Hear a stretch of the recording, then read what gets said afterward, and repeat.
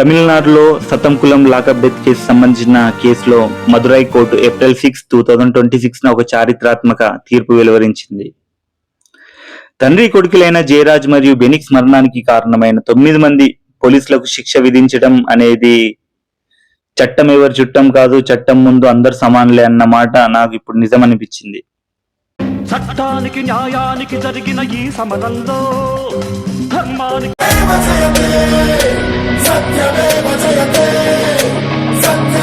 June 2020 Covid lockdown సమయంలో నిబంధనలు అతిక్రమించి షాప్ ఓపెన్ చేశారనే ఆరోపణ సృష్టించి అధికార దుర్వినియోగానికి పాల్పడి తండ్రి కొడుకులను లాకప్ లో వేసి చితకొట్టి చంపారు.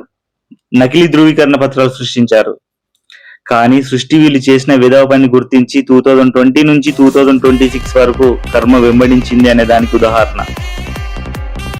మదురై కోర్టు తీసుకున్న నిర్ణయం ఒక ఎత్తు అయితే, దానికి సహకరించిన వీరనారి హెడ్ కానిస్టేబుల్ రేవతి ధైర్య సాహసాలతో కోర్టు ముందుకు హాజరై కంటికి కట్టినట్టు జరిగిన సినిమా మొత్తం వివరించింది. ఒక కోర్టు ఇంతమందికి ఒకేసారి శిక్ష విధిస్తుంది అంటే ఆమె జరిగిన విషయం ఏ రేంజ్ లో కోర్టుకు వివరించినో అర్థమవుతుంది. ఒక పోలీస్ పై దాడి జరిగిందంటే అయ్యో పాపం అనకుండా ఎక్కువ సంఖ్యలో బాగా చేశారనే నెగిటివ్ కామెంట్స్ వస్తాయి.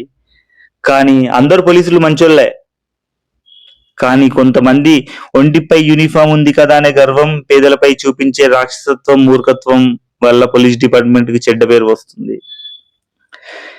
కనీసం ఈ సంఘటనతో అయినా కొంతమంది పోలీసులు ఇప్పటికి మారి కర్మ మనకు కాకపోయినా మన పిల్లలకి వెంబడిస్తుంది అని గుర్తించండి అన్నలో.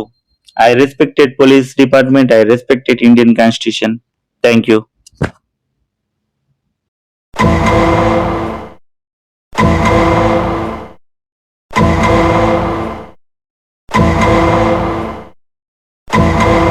Father of Indian Constitution, Param Pujya Bodhisattva Bharat Ratna Dr. Bhimrao Ambedkar, creator of the world's largest constitution. He was a world-class lawyer, social reformer, economics and the real gem of India.